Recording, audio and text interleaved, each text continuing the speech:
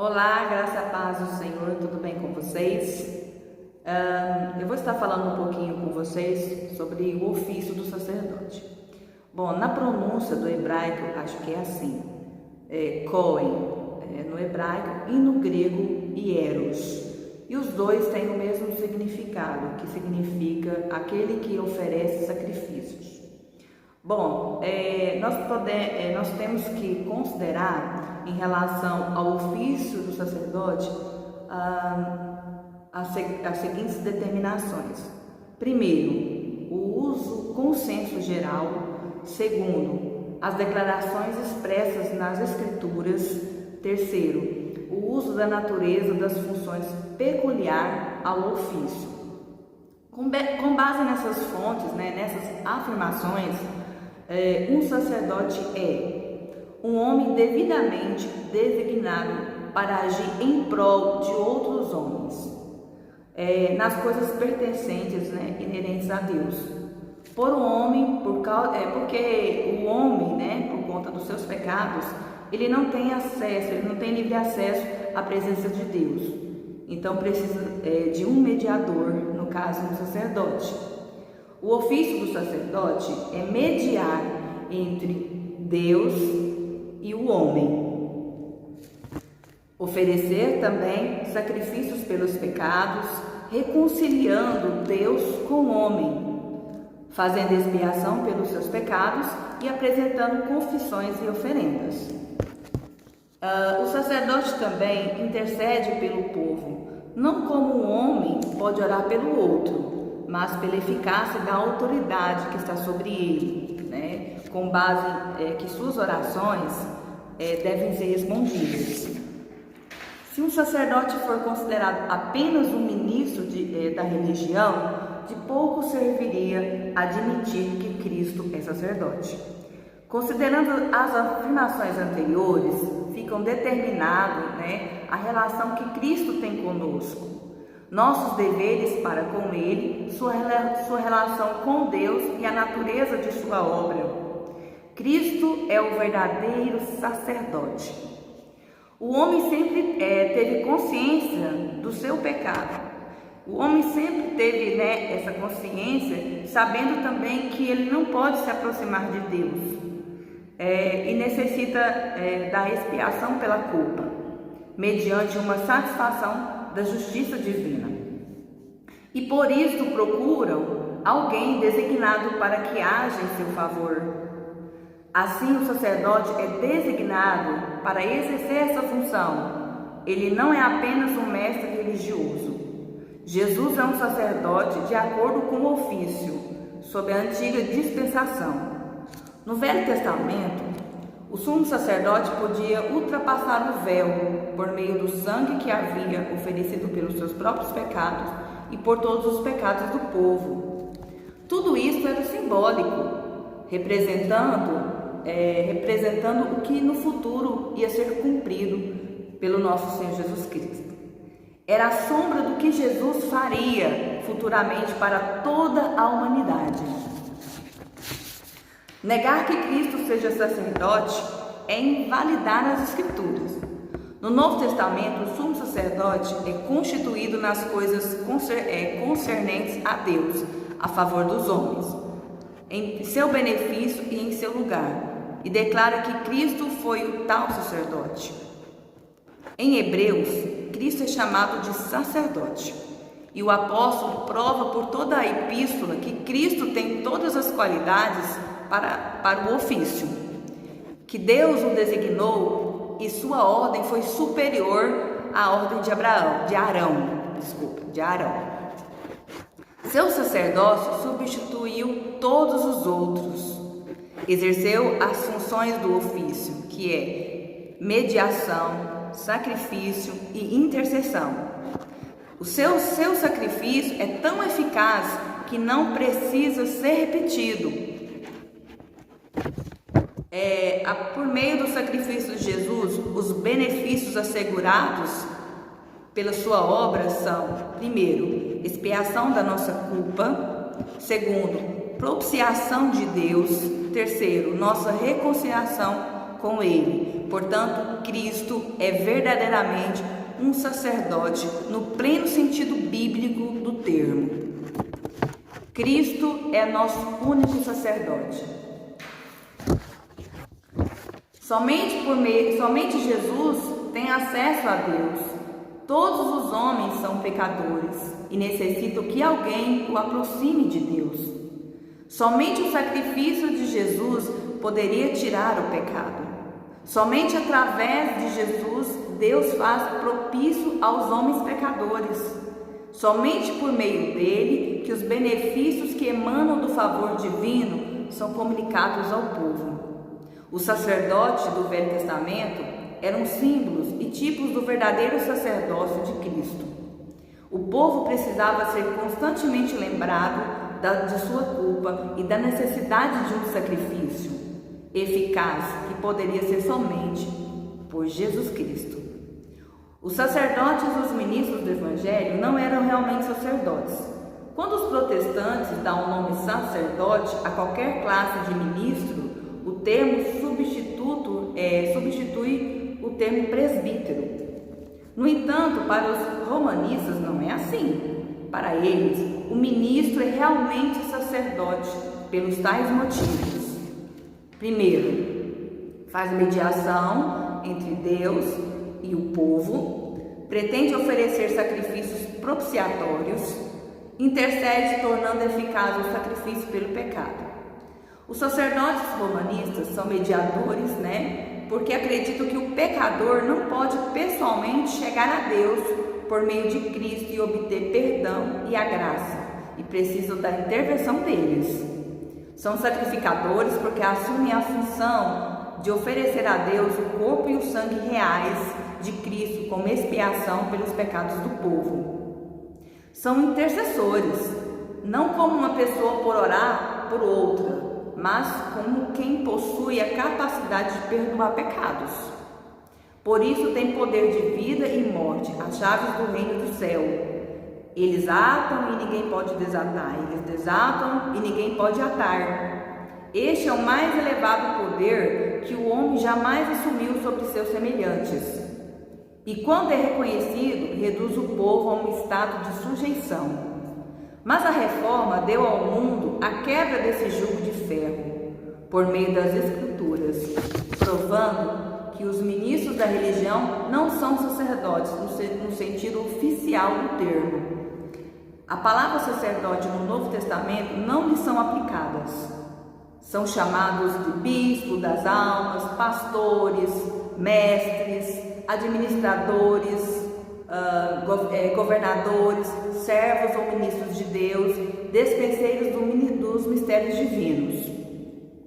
Os escritores sacros eram judeus e para eles a palavra sacerdote era muito familiar e chamava constantemente de ministro da religião e nunca se referiu a eles como sacerdotes, sejam eles apóstolos, presbíteros ou evangelistas. O silêncio das Escrituras falam com extrema eloquência. Não se atribui jamais a função sacerdotal aos ministros cristãos. Eles não fazem mediação entre Deus e o homem. Nunca se referiu que eles têm oferecido sacrifícios pelos pecados. Eles não têm poder de intercessão que não pertence a todos os crentes. Todos os crentes são sacerdotes no único sentido. São sacerdotes sob o Evangelho. Por meio, todos nós temos liberdade, para chegar-se a Deus por meio de Jesus Cristo. Pois Jesus transformou todo o seu povo em reis, sacerdotes para com Deus. A doutrina romanistas não honra Cristo, mas Cristo veio para ser mediador entre Deus e o homem, para nos dar o perdão e a reconciliação. Afirmar que precisamos e que necessitamos da intervenção sacerdotal dos homens é presumir que a obra de Cristo foi um fracasso. Os escritores sacros expressamente ensinam que a doutrina de Roma nega, que todos temos acesso a Deus por meio de Jesus Cristo. Tanto o ladrão da cruz, quanto um prisioneiro na masmorra, quanto um crente solitário no seu quarto. Todos nós temos acesso à presença de Deus por meio de Jesus Cristo. Negar isto, estaremos afirmando que precisamos da mediação de um ministro da religião. É negar as Escrituras. Ao contrário da doutrina de Roma, as Escrituras afirmam que temos acesso por meio de Jesus Cristo e por meio do Espírito Santo de Deus. Todos os princípios sobre a doutrina do sacerdócio, do clero cristão, são falsos. Não há diferença entre a classe do ministério e o povo, afirmando que eles possuem alguns dons sobrenaturais. É falso que o pão e o vinho sejam transformados no corpo de Cristo. Cristo é o único mediador entre Deus e o homem e é todo suficiente sumo sacerdote de nossa confissão. Fala, pessoal. Definição dos termos. Cristo, ele diz e executa o ofício de sacerdote ao se oferecer-se uma única vez por nós em sacrifício para dar satisfação à justiça divina e nos reconciliar-nos com Deus e ao interceder continuamente por nós. A expiação, a propiciação, a reconciliação e a intercessão são os vários aspectos sobre os quais é apresentada a obra de Cristo como sacerdote na palavra de Deus. A palavra expiação é a miúde usada especialmente nesse país para designar a obra sacerdotal de Cristo. Essa palavra não ocorre na língua inglesa no Novo Testamento, exceto em Romanos 5,11, onde é intercambiada com reconciliação, como tradução do grego.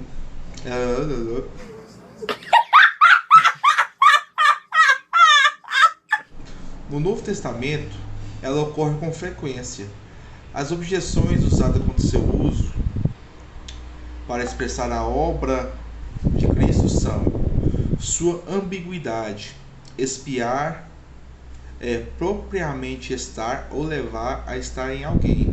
E assim, usar tanta linguagem comum quanto em teologia, nesse sentido, expiar é reconciliar. Expiação é reconciliação. Ou seja, expiar é reconciliar e expiação é reconciliação. Palavra satisfação. Essa palavra satisfação, ela tem sido empregada geralmente ao longo dos séculos para designar a obra especial de Cristo na salvação dos homens. Pela satisfação de Cristo, se pretende tudo o que ele fez para satisfazer as demandas da lei e da justiça de Deus, em lugar e em favor de nós, pecadores. Essa palavra tem a vantagem de ser precisa, inclusiva e geralmente aceita, e por isso devemos aderir a ela. A satisfação de Cristo era uma questão de graça. O Pai não estava obrigado a prover um substituto para os homens apostatados, nem o Filho obrigado a assumir tal ofício. Foi um ato de pura graça que Deus suspendesse a execução da pena da lei e consentisse em aceitar os sofrimentos e mortes vicários de seu Filho unigênito. E foi um ato de amor sem paralelo, que o Filho consistisse em assumir a nossa natureza, levar nossos pecados e morrer, o justo pelos injustos, para levar-nos a Deus. Portanto, todos os benefícios que se acreditam em favor dos pecadores como consequência da satisfação realizada por Cristo são para eles simples dádivas, bênçãos às quais eles mesmos não têm direito algum, requerem nossa gratidão e excluem toda a jactância. Galerinha. Não obstante, é questão de justiça que as bênçãos que Cristo quis granjear para seu povo lhe fossem realmente concedidas. Isso se deduz por duas razões. Primeiro, lhe foram prometidas como recompensa mediante a sua obediência e sofrimentos. Deus firmou com Cristo que, se ele cumprisse as condições impostas, se fizesse satisfação pelos pecados de seu povo, e este seria salvo. Segue-se, em segundo lugar, pela natureza de uma satisfação. Se as exigências da justiça são satisfeitas, não podem ser novamente exigidas. Esta é a analogia entre a obra de Cristo e o pagamento de uma dívida. Sendo assim, a satisfação de Cristo uma questão de pacto entre pai e filho. A distribuição de seus benefícios é determinada pelos termos daquele pacto. O povo de Deus não está justificado desde a eternidade. Não entra no mundo em um estado justificado. Permanece os adultos em estado de condenação até que creiam. E mesmo os benefícios da redenção são concedidos gradualmente. O crente os recebe paulatinamente nesta vida, mas a plenitude total das bênçãos está reservada para a vida por fim. Todos estes são fatos da Escritura e da experiência, e são todos explicados pela natureza da satisfação concretizada. Não se trata do pagamento de uma dívida, mas de um assunto de acordo com o pacto. Pareceu bem às partes do pacto da redenção que essas questões fossem assim dispostas. Glória a Deus. Graça e paz, irmãos. Eu vou falar sobre a expiação do Senhor Jesus Cristo. Olhando para a cruz, nós vemos Jesus crucificado e nós não imaginamos os significados que devemos ter em mente e guardado em nossos corações, como são as teorias da expiação: vicário, culpa, redenção, expiação e propriação. Que amor é este que toma nossas culpas e pecados, submete ao nosso castigo e castigo de cruz? Fomos comprados pelo sangue precioso, isto é a redenção do Senhor Jesus Cristo em nossas vidas. Deus tinha um plano assim maravilhoso. Ele criou a humanidade, desde o primeiro casal, Adão e Eva, e construiu um lindo jardim que possuía tudo o que necessitasse e muito mais. Somente não poderia comer o fruto do conhecimento do bem e do mal. O diabo, seu interesse desde o princípio era a destruição total da criação de Deus. A queda começou no jardim do Éden. O diabo apareceu em forma de serpente, enganou o primeiro casal, Adão e Eva, e o pecado entrou na humanidade através de Adão, que é o cabeça.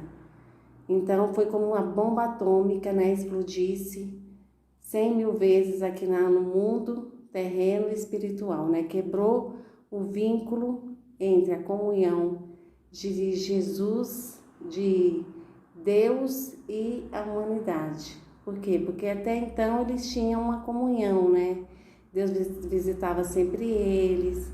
E depois desse pecado foi quebrado a comunhão. Então Jesus, ele veio para tomar nossa culpa e nos substituiu completamente.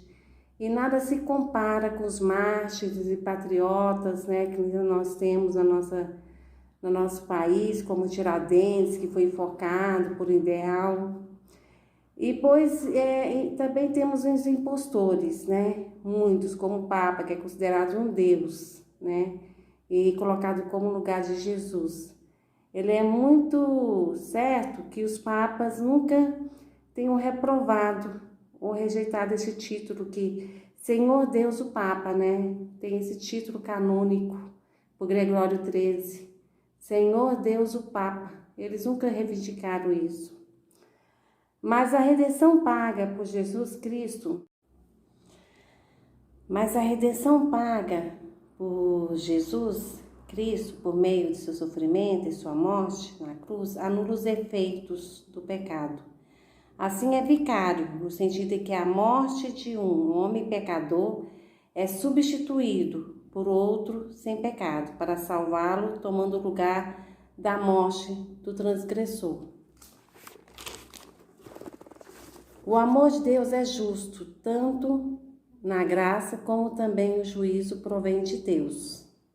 O pecador tem que pagar pelos seus pecados, pois o salário do pecado é a morte. A justiça de Deus é contra o pecado e o pecador. A morte de Cristo satisfez a justiça de Deus, isto é, a expiação ou propriação, ou seja, a reconciliação com a humanidade através da crucificação de Cristo.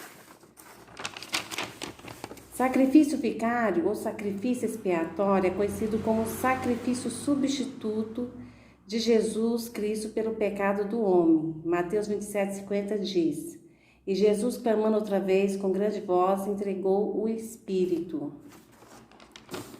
Em João 19:30 diz: Está consumado. Este brado significa o fim de seus sofrimentos e a consumação da obra da redenção. Foi paga a dívida do pecado humano e o plano da salvação cumprida. E para finalizar, redenção. Redenção significa livramento. Livramento mediante compra. Livramento não por meio de autoridade, nem de poder, nem de instrução, nem de influência moral, mas através de sangue, pelo pagamento de um resgate. Expiação e propiciação. Expiação e propiciação são termos correlativos, que quer dizer que estão ligados. O pecador ou a sua culpa é expiado. A culpa é expiada por meio do castigo vicário, que substitui outra coisa ou pessoa. Deus é amor. Ele nos amou enquanto pecadores. E antes que se fizesse satisfação, Deus é bom para com todos, cheio de piedade e compaixão para com todos, mesmo para com os principais pecadores. O meio pelo qual se diz que o pecado é coberto não é a reforma nem as boas obras, mas o sangue, a satisfação vicária. Mas quando a pergunta é simplesmente o que as Escrituras ensinam sobre esta questão, a resposta é relativamente fácil. No Velho Testamento, declara-se ser Deus justo no sentido de sua natureza. Exigiu o castigo do pecador. Por isso, não pode haver remissão sem tal castigo vicário ou pessoal.